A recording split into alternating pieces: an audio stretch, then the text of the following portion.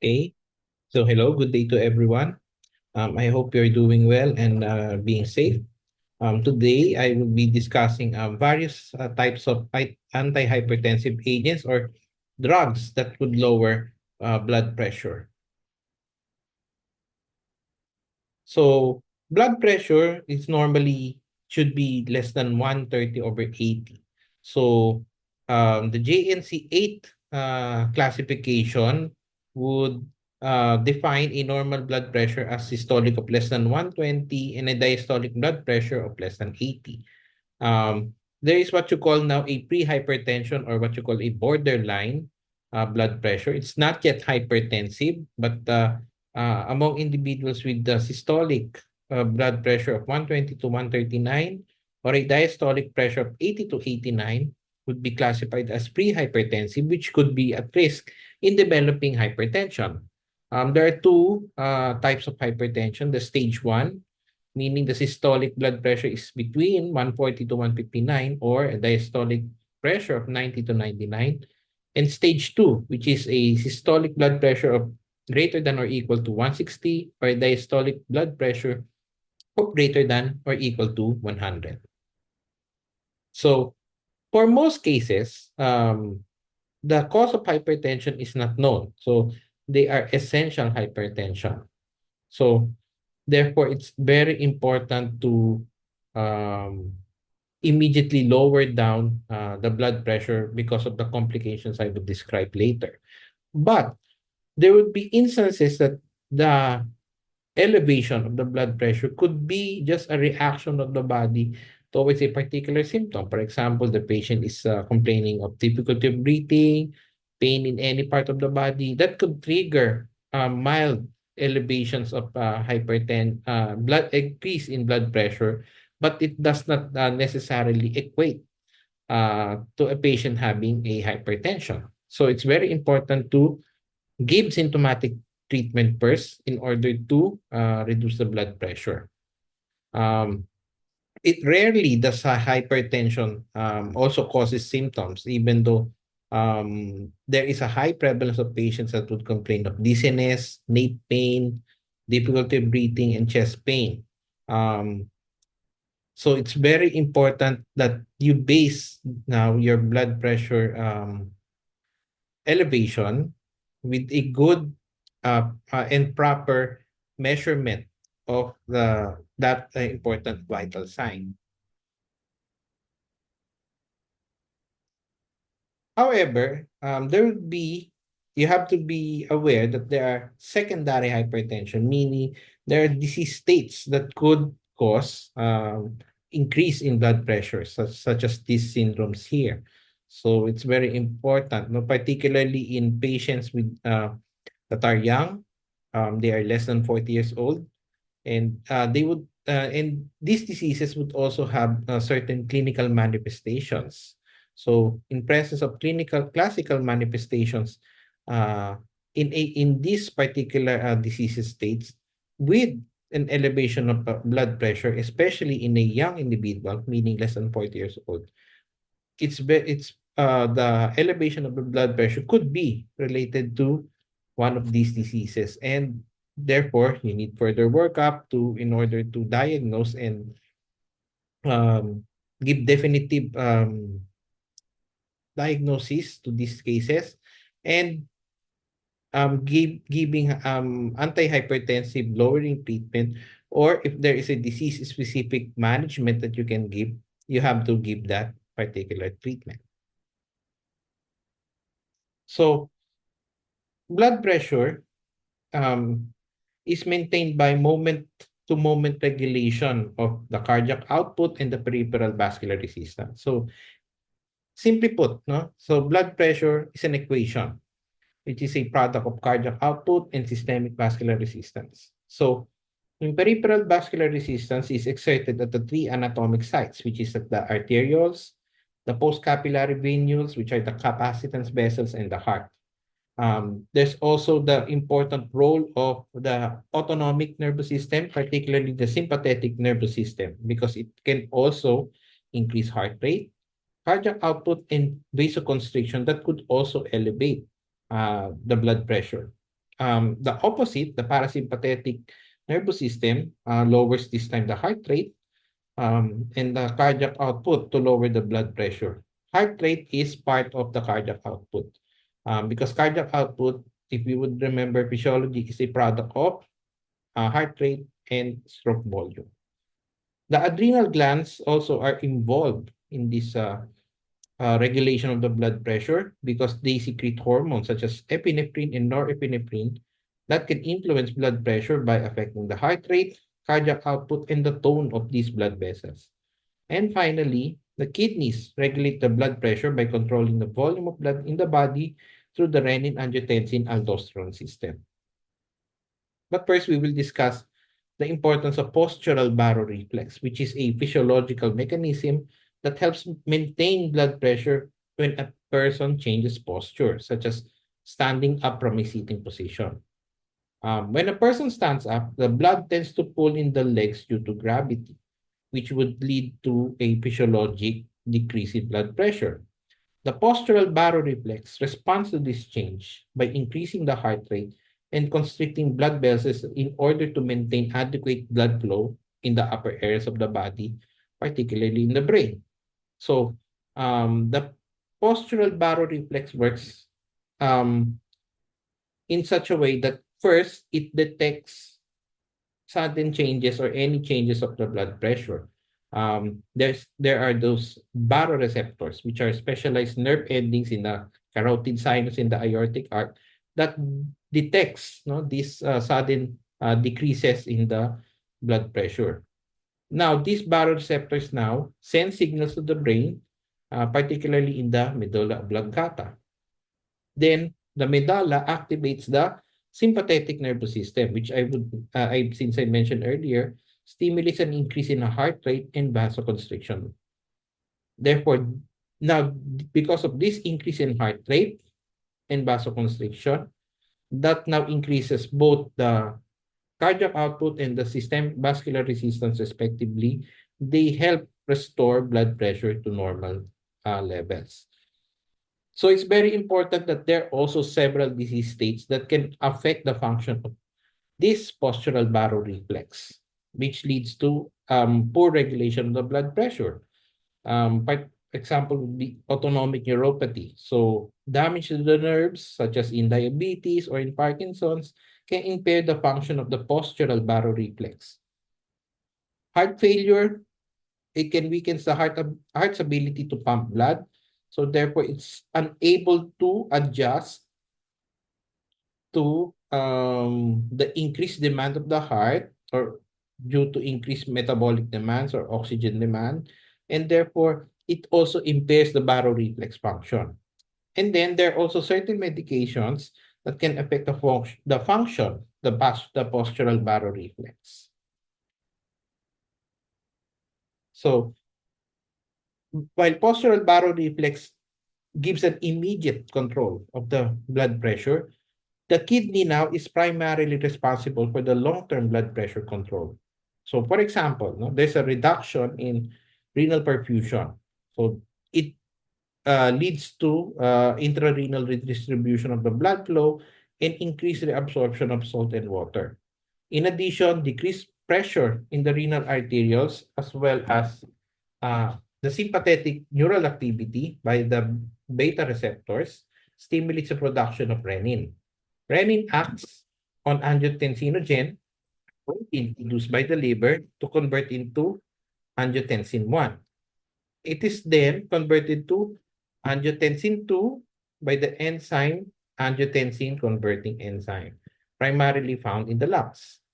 Angiotensin 2, meanwhile, now is a potent vasoconstrictor which causes the blood vessels to narrow and increase blood pressure. At the same time, it also stimulates the release of aldosterone from the adrenal glands, which increases the renal sodium reabsorption and intravascular blood volume. So locally, if you would look at this data, so about a third of the individuals are hypertensive among adults aged 30 to 79 years old. So this is estimated to be about 14.5 million adults. This is as of 2019. So comparing it to global prevalence, we're slightly higher than the average around the world.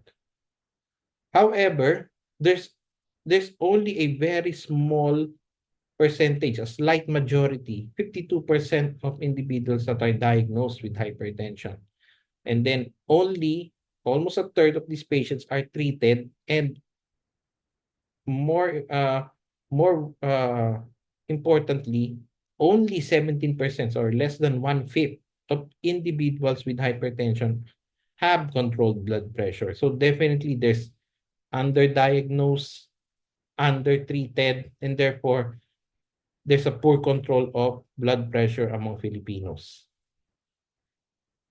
And then there are also other contributing factors that may cause poor management of hypertension. Other metabolic diseases, obesity, diabetes, dyslipidemia, those are very important contributing factors.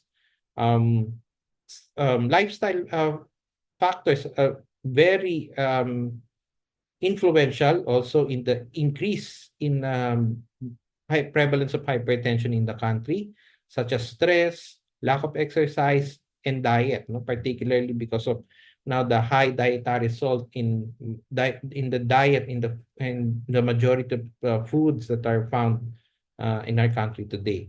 And then there's also the alcohol intake and cigarette smoking that can also contribute to increase in blood pressure. And this is very important because you want to avoid complications. That's why you need to control and manage your blood pressure and the hypertension of these individuals. There are cardiovascular system complications, so it could lead to heart failure, myocardial infarction, coronary artery disease. It Hypertension is also one of the leading risk factors in developing strokes, which is a dysfunction in the central nervous system. Hypertension is said to be the second most common cause of end-stage renal disease. So those patients that would require renal replacement therapy or dialysis. So it also affects the renal system. And finally, um, uncontrolled hypertension also leads to um, a retinopathy, which could also be fatal. Not fatal, but it could be morbid because it could lead to blindness, no, in these individuals. So really, the avoiding complications is a very important goal in managing hypertension. So based on the JNC criteria, so we have a target blood pressure, and you have also to take into consideration if the patient already has other medical comorbidities. So for example, in patients with chronic kidney disease, while the normal blood pressure is less than 120 and less than 80 based on the JNC criteria, the target would be sufficient to lower it down to 130 to 139, because studies have shown that further lowering of or normalizing it, the blood pressure levels, does not have any significant benefit in terms of reducing outcomes that would cause end-stage renal disease. The same goes with diabetic patients or those patients with coronary artery disease and strokes, because they didn't show any significant benefit in terms of the um, cardiovascular outcomes and the recurrence of strokes. If you try to normalize blood pressure, but it's more important to control the blood pressure into this target systolic blood levels. Okay, the diastolic would still be sufficient at around 70 to 79. So all anti-hypertensive agents now, which would be our primary discussion, act at one of the four anatomic control sites that I discussed, and produce their effects by interfering with normal mechanisms of blood pressure regulation. A useful classification of these agents categorizes them according to principal regulatory site or mechanisms on which they act. Because of their common mechanisms of action, drugs within each category tend to produce a similar spectrum of toxicity. So the four categories are diuretics, which lower the blood pressure by depleting the body of sodium and reducing blood volume, and by other mechanisms. The second one would be drugs that act on the renin-angiotensin-aldosterone system by reducing the peripheral vascular resistance and potentially the blood volume.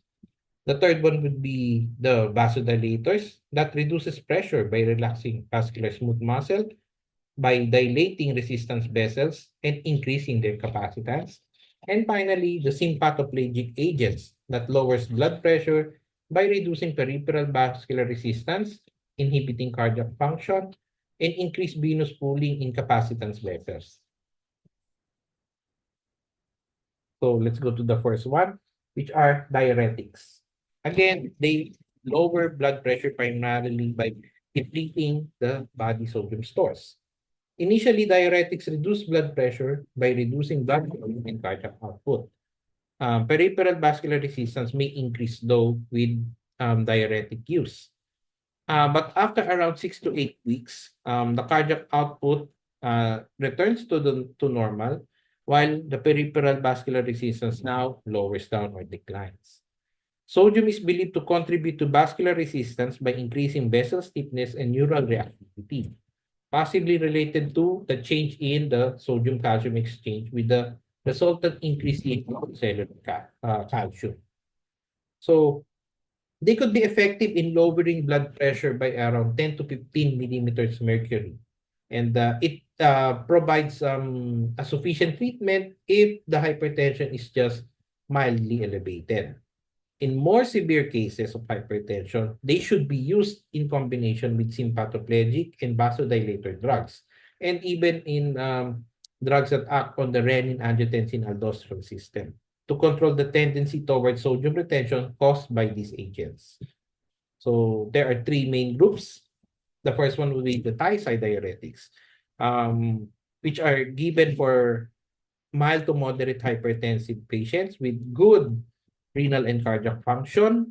They primarily act on distal convoluted tubule in the kidneys, where they inhibit the sodium chloride co-transporter, which would lower the sodium reabsorption, therefore increasing sodium chloride and water excretion in the urine.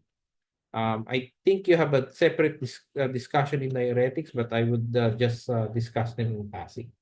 So in terms of its pharmacokinetics, it is well absorbed in the gastrointestinal tract after oral administration with around 80 to 90% bioavailability. They also have a good volume distribution. It is metabolized by the liver and primarily excreted by the kidneys in the urine. The half-life of thiazide diuretics varies depending on the specific drug, but it is usually around 6 to 24 hours. So most diuretics are sufficiently given as a once a day or at the most twice a day dosing.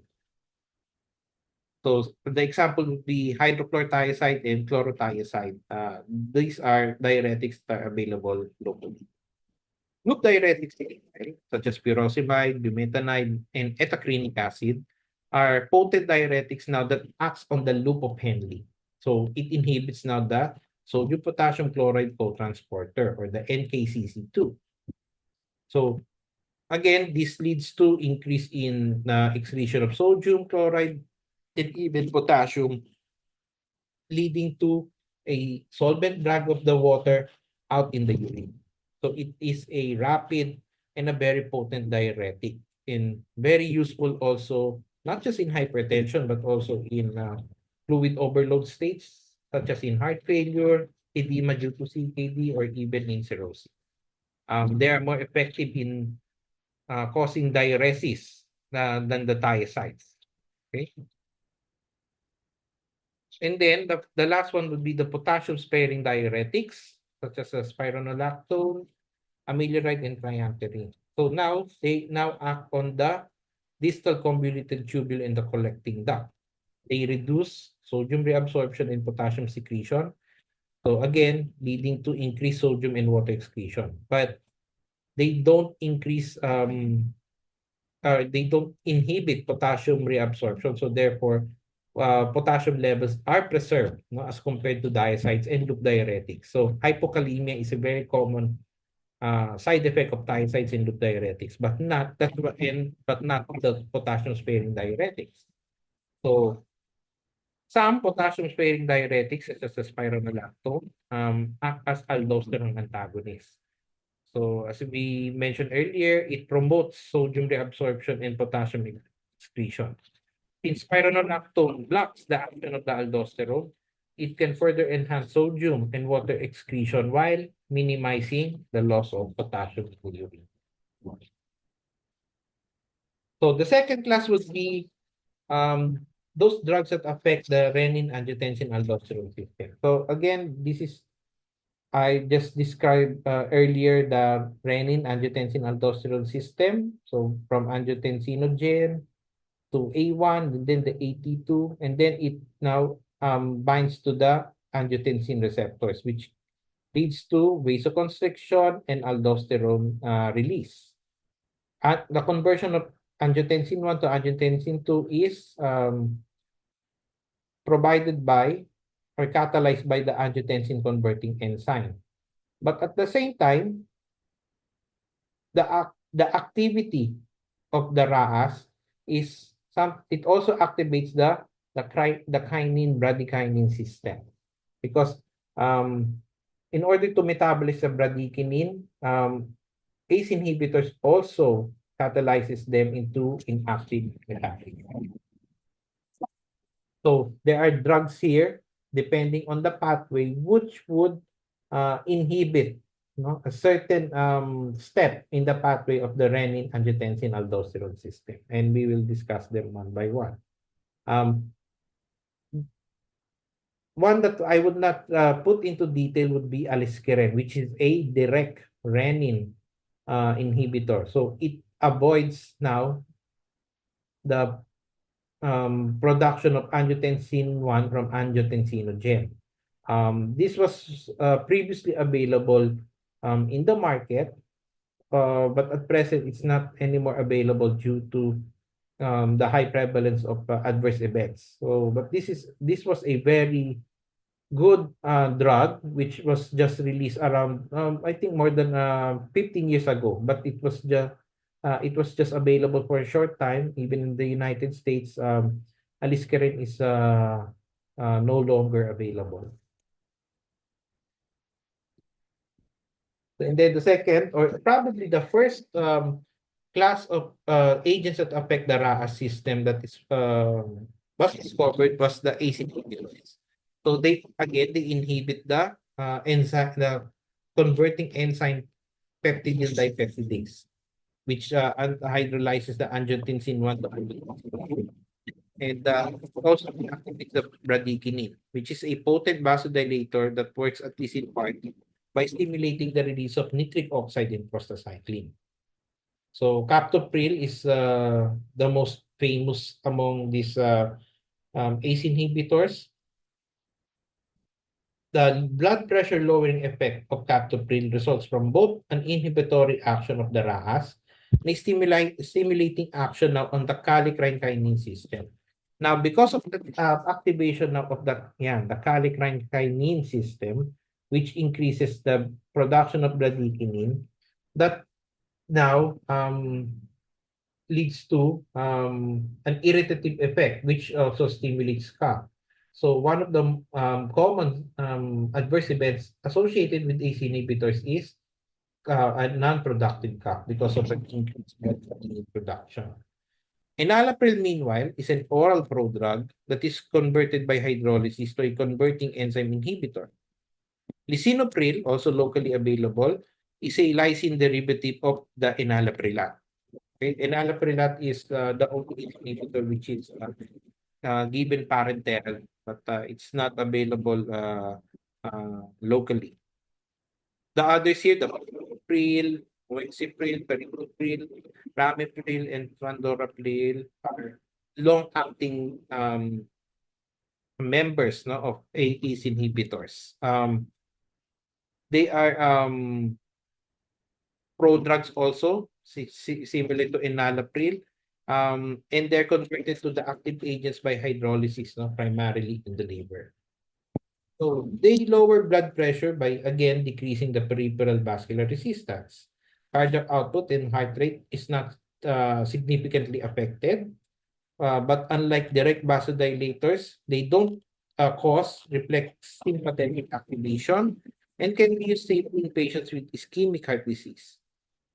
So their half-lives are usually range from 8 to 12 hours, and the onset of action usually occurs 2 to 4 hours after intake. All of these ACE inhibitors, except the posinopril and the moexipril, are eliminated primarily by the kidneys. So therefore, the dosage of these medications are adjusted, no, in patients with renal insufficiency. Adverse include obviously hypertension. It could cause acute kidney injury, particularly in patients with bilateral renal artery stenosis or stenosis of the renal artery of the solitary kidney, hyperkalemia, dry cough, and it's also contraindicated during the third and second trimesters of pregnancy because it can increase the risk of fetal hypotension, anuria, and renal failure, which sometimes cause fetal malformations or death. So in patients with renal artery stenosis, ACE inhibitors are contraindicated. Next would be the angiotensin receptor blocker. So now they block the binding of angiotensin to the receptors. So it blocks particularly the AT1 receptor. They don't have any effect, no, on the bradykinin metabolism. So they are more selective in terms of blocking. So therefore, they don't have the adverse event of cough as compared to an ACE inhibitor. They also have the potential for a more complete inhibition of angiotensin action because there are enzymes other than the ACE that are capable of generating angiotensin 2. So even if you block the enzyme, the angiotensin converting enzyme, there are other mechanisms that could also lead to the increased production of angiotensin 2. So by blocking it at the receptor level, so you're inhibiting its effect, no, its physiologic effect in the target or target organ itself. It also provides benefits similar to ACE inhibitors, particularly in patients with heart failure and chronic kidney disease. Again, they are also contraindicated in pregnant individuals. They're also given in combinations with other class types of antihypertensives, except with other drugs that could also affect the renin-angiotensin system.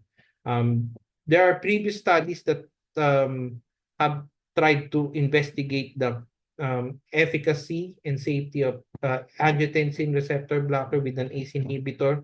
And while it led to improvement or control of the blood pressure, the problem is number one, hyperkalemia, because of its additive effect to one another. And number two, it has other adverse events, no, that are associated with the combined use of two drugs, no, that act on the renin-angiotensin aldosterone system. So now let's go to the vasodilators. So the first one would be hydralazine, which is a hydrazine derivative that dilates arterioles but not the venules. So it's a very old drug that's been available. It is not particularly used as a first line because it can cause tachyphylaxis, no? And then but this is be one of the initial drugs, no, given to pregnant women with markedly elevated blood pressures. This can also be given in combination with other drugs such as nitrates, especially in patients with both hypertension and heart failure. Especially if these individuals are intolerant or have a history of adverse event to hypertensive agents that affect the renin-angiotensin-aldosterone system, meaning the ARBs and the ACE inhibitors. This drug is well absorbed and rapidly metabolized in the liver during the first pass. So the problem here is that it only has a very low bioavailability, but it could vary, no? Because again, similar to the anti-TB drugs, the main metabolism here is by acetylation. So for slow acetylators, hydralazine can have a more higher bioavailability, but for those fast acetylators, definitely it has a much lower bioavailability levels. And then the half-life would range from about 1.5 to 3 hours, no? But the vascular effects persist longer than do the blood concentrations, no? Because if it's avid binding with a vascular tissue. This could also be used not just with nitrates, but also in combination with a beta blocker and a diuretic. The most common adverse events would be headache, nausea, anorexia, palpitation, sweating, and flushing. It could cause reflex tachycardia and sympathetic stimulation that could provoke angina or ischemic arrhythmias. But this is usually associated in individuals that are given a dose of more than 400 milligrams per day, which is not commonly practiced in our country. The most is the most dose would be given would be around 200 milligrams per day. And then there's also a lupus-like syndrome that could happen in patients taking hydralazine, which is around mga 5% individuals, which is characterized by joint pains, muscle pains, skin rashes, and fever. So the lupus-like syndrome is one of the adverse events in hydralazine. Minoxidil is also a very effective oral vasodilator. This effect results from the opening of the potassium channels in the smooth muscle membranes, no? By the minoxidil sulfate, which is the metabolite of the drug.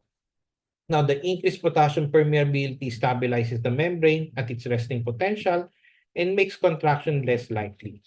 Like hydralazine, it only dilates the arterioles. It also causes reflex tachycardia, sodium and fluid retention, and hirsutism. Headache, sweating are also important adverse events. The hypertrichosis though, or the hirsutism, meaning the hair growth, while for women would be undesirable, uh, is beneficial, no? Especially to individuals with baldness. So minoxidil is given, no? Also for baldness to stimulate hair growth. Although there's a topical minoxidil that's available for patients with baldness, no? But there's also a tablet available that could also stimulate hair growth among these individuals. Diazoxide, meanwhile, is another vasodilator in which its mechanism is it opens the potassium channels of the vascular smooth muscle cells, leading to the efflux of potassium, causing hyperpolarization and vasodilation of those blood vessels. So it lowers down the peripheral vascular resistance that would help lower down the blood pressure. Because of its arteriolar dilating property, it is a parenteral medication that is given for hypertensive emergencies. So, however, it could cause rapid hypotension. It could provoke angina or chest pain, and it could also cause sodium and fluid retention, just like other vasodilators. A direct-acting vasodilator is a nitroprusside, okay, that is used in treating also hypertensive emergencies as well as in severe heart failure. So, unlike the previous vasodilators, it dilates now both arterial and the venous blood vessels. They reduce peripheral vascular resistance and venous return. So its action is due to the activation of the guanylyl cyclase, no? Either by the release of nitric oxide or by the direct stimulation of the enzyme. This leads to now the increase in cyclic GMP, which relaxes now the vascular smooth muscles. So it rapidly lowers the blood pressure and its effects disappear within 1 to 10 minutes after discontinuation. This is found in an aqueous solution but that is sensitive to light. So therefore, you have to get a fresh sealed preparation of this drug when you would administer it to an individual, and then you have to avoid it in exposure to direct sunlight. Some would even wrap like a carbon paper around, for example, the IV line, just to avoid the direct contact with any light that could activate sodium nitroprusside. Other than excessive blood pressure lowering, the most serious toxicity here is related to the accumulation of cyanide, because as you can see here, the chemical structure has cyanide on it. So it could cause metabolic acidosis, dysrhythmias, and could even cause cyanide poisoning that can be fatal. Now, the hydropyridine calcium channel blockers, so these are also vasodilators that could treat hypertension and other cardiovascular conditions. They work by blocking calcium channels in the smooth muscles of the blood vessels that could relax these blood vessels and vasodilate, leading to a blood pressure lowering effect. So, in addition, it decreases the workload on the heart, leading to an improved cardiac function. It could also improve blood flow to the heart muscle, and therefore a very important medication to treat angina or acute coronary syndrome. However, there are side effects such as headache, which is usually common at the start of the treatment. There could also be flushing because of vasodilation, which is a feeling of warmth or redness in the face. Hypotension can manifest with dizziness. And then fluid retention can also happen here. So therefore, bipedal edema can happen in patients with taking dihydropyridine calcium channel blockers. It should be bipedal, and it shouldn't be just a uh, one side only. Okay, if the for example, the edema is only involved a particular leg or foot, and that usually is not the case for as an adverse event of these calcium channel blockers. This could also lead to increased appetite, causing weight gain, and some people may experience constipation. And then there are the non-dihydropyridine calcium channel blockers that could also treat for hypertension, angina, and certain dysrhythmias. So while they share a similar mechanism with the dihydropyridines, there are some slight differences in their pharmacokinetic and pharmacodynamic properties. For one, they also decrease the total peripheral resistance. Two, it has a negative inotropic effect that lowers the heart rate and contractility.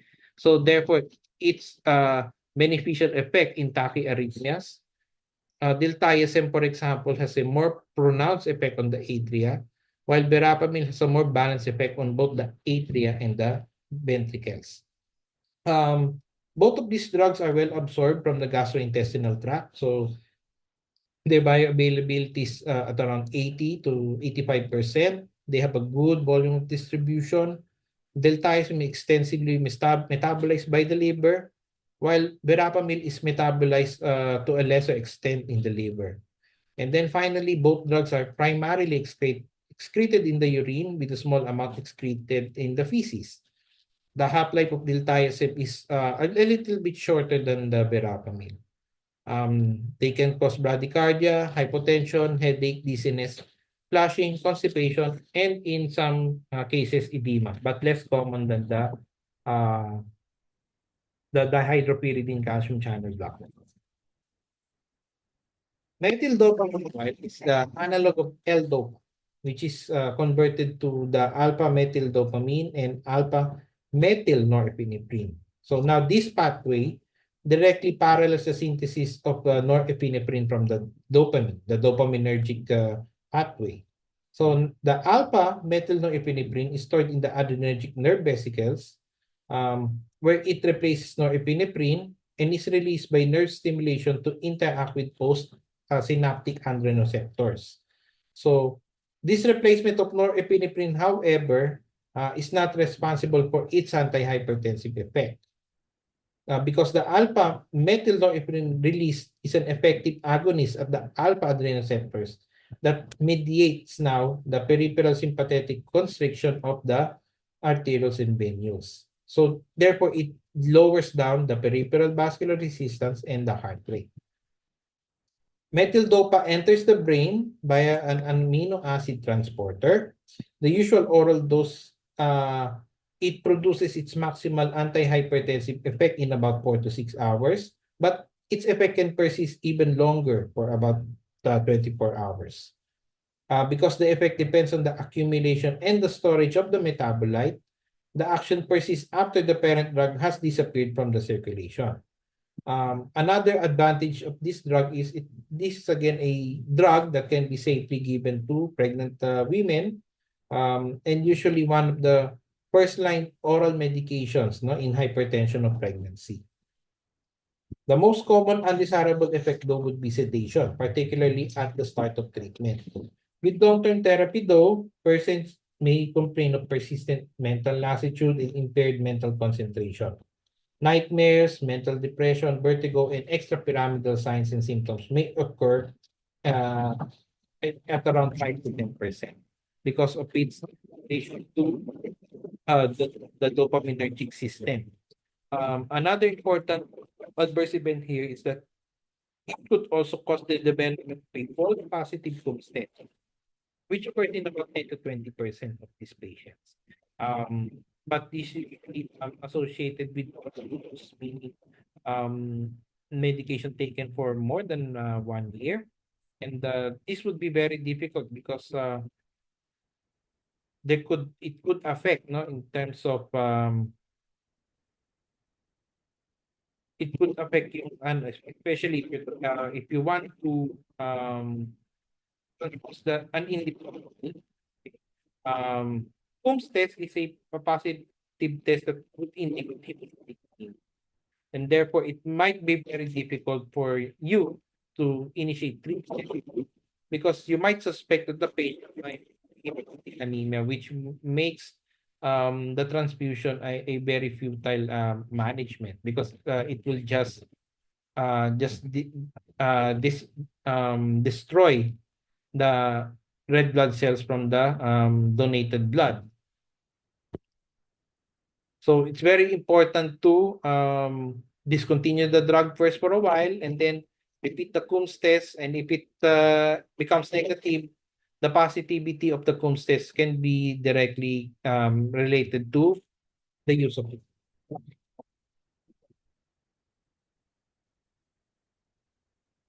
Another one would be clonidine, which is a partial alpha-2 agonist. So the hypotensive effect is exerted at the alpha adrenoceptors also.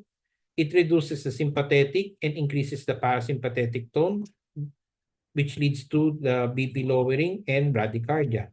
The reduction in pressure is also accompanied by decrease in circulating catecholamine levels. So this observation suggests that the clonidine sensitizes the brainstem vasomotor centers, no, that would inhibit the baroreflexes. Um, it lowers the heart rate and cardiac output more than the methyl dopa. It binds more tightly to the alpha-2. That's why it's a more partial alpha-2 agonist than the alpha-1 adrenoceptors. It is a lipid-soluble drug and rapidly enters the brain from circulation. It has a short half-life. It can be given orally as a maintenance drug. It could also be given as a sublingual drug that would exert immediate blood pressure lowering. in hypertensive emergencies. Its adverse effects include sedation, dry mouth, and it could also cause a hypertensive crisis. No, this drug should not be given to patients who are at risk for mental depression and should be withdrawn if depression occurs during the therapy. Concomitant treatment with tricyclic antidepressants may block the antihypertensive effect of this drug because this might have be related to the alpha adrenal receptor blocking actions of the antidepressant. Again, the hypertensive crisis, it is usually associated in patients with given high doses, so which is about 1 milligram per day. So the preparation available locally is a 75 microgram and 150 microgram. So the maximum dose, at least locally, based on my knowledge, is around 600 microgram per day. So um, hypertensive crisis due to clonidine is a rare occurrence, no? Unless it was given at a very high dose, no, by a physician. But I haven't heard or there's a documented case locally of a hypertensive crisis from clonidine.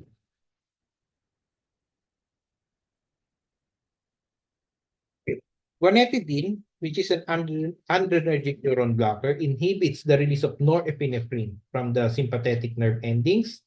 Uh, so it is transported across the sympathetic nerve membrane by the same mechanism that transports the norepinephrine itself.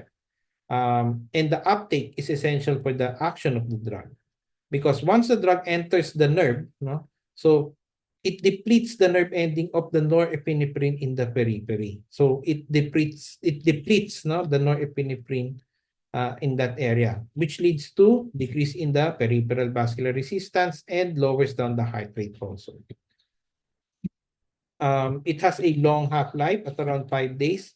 So the onset, no, of the sympathoplegia, as we call it, would be gradual, maximal effect in 1 to 2 weeks.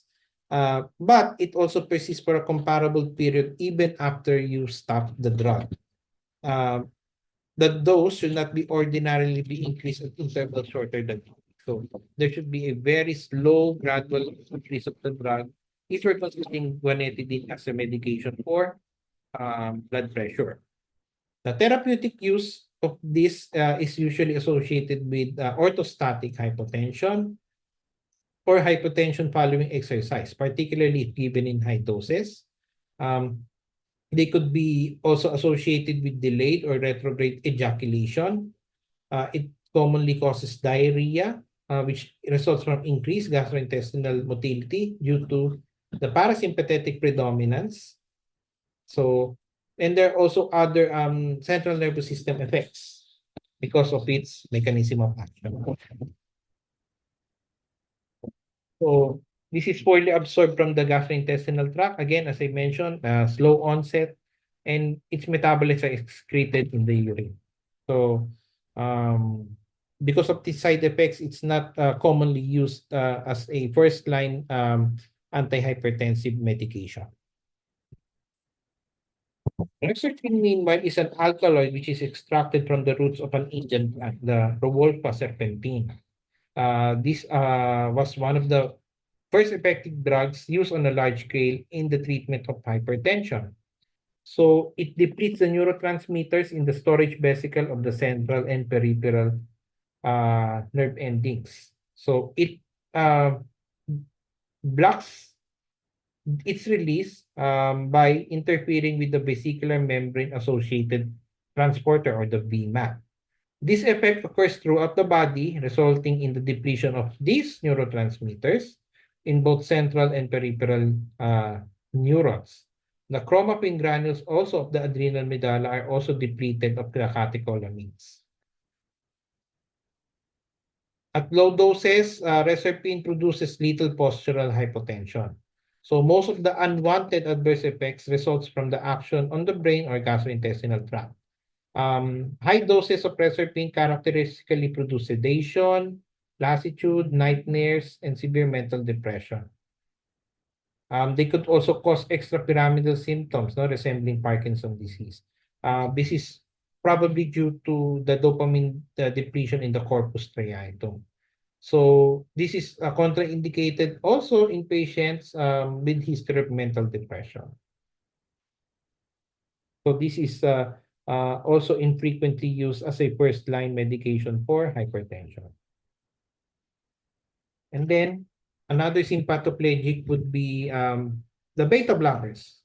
Propranolol was the first beta blocker shown to be effective in lowering blood pressure. So this is a non-selective uh, beta blocker. So it blocks primarily the cardiac beta 1 receptors, which lower down the cardiac output. It also blocks the beta 1 receptors in the kidneys, which would lower the renin levels and in turn lowers down the peripheral vascular resistance. So it is likely that its hypertensive effect is due in part to the depression of the RAAS, and it also acts on the peripheral presynaptic beta adrenergic receptors to reduce the sympathetic vasoconstrictor nerve activity. However, it also attaches itself to the beta 2 receptors. So it could lead to bronchoconstriction. So asthma-like symptoms can happen when taking a non-selective beta blocker such as propranolol. Other adverse events would be bradycardia, depression. It could affect also glucose and lipid metabolism, leading to increase in the blood sugar, leading to diabetes and dyslipidemia. And it could also cause vasoconstriction in the extremities.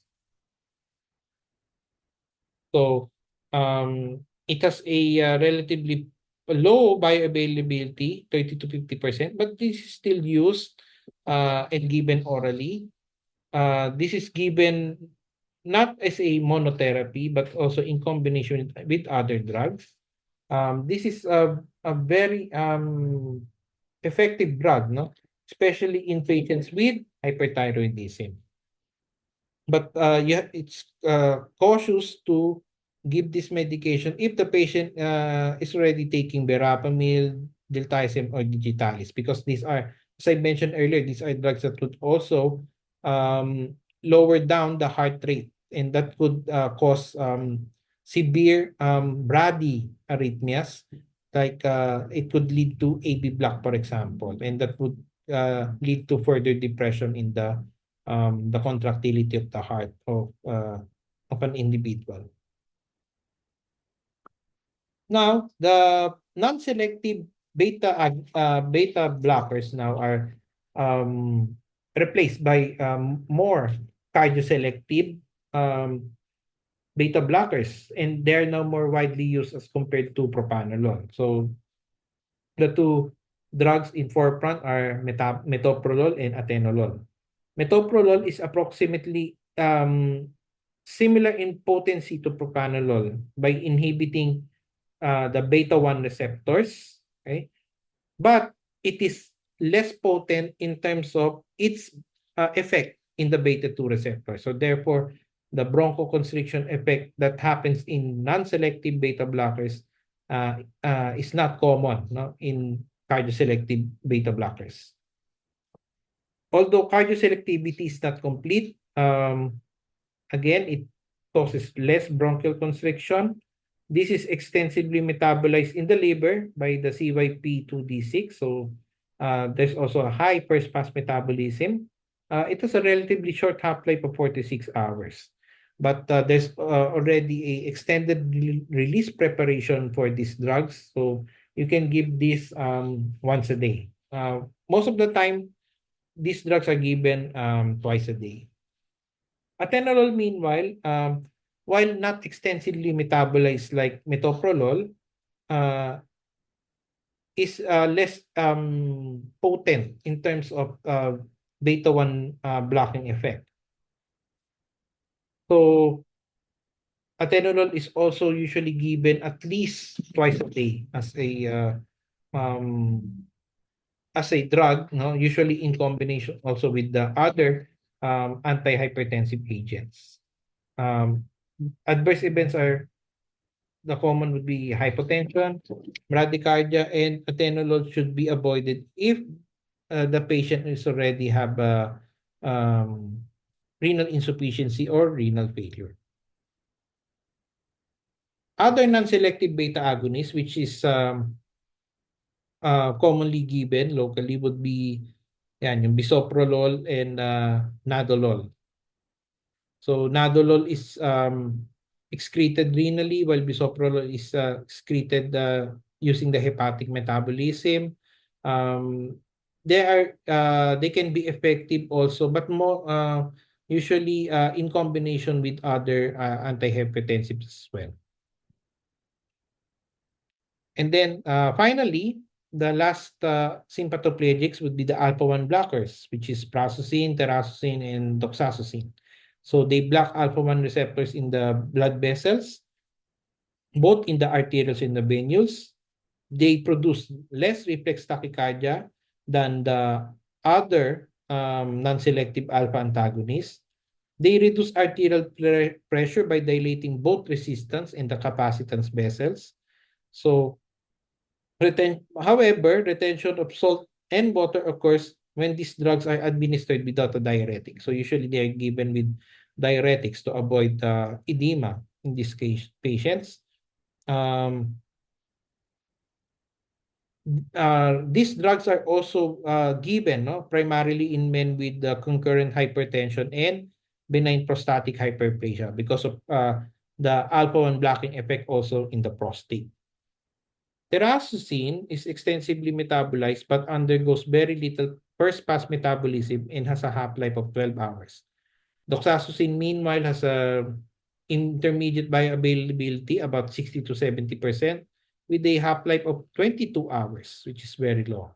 Although treatment with these alpha-1 blockers causes very little postural hypotension, they could lead to a precipitous drop in the standing blood pressure, no, after the first dose.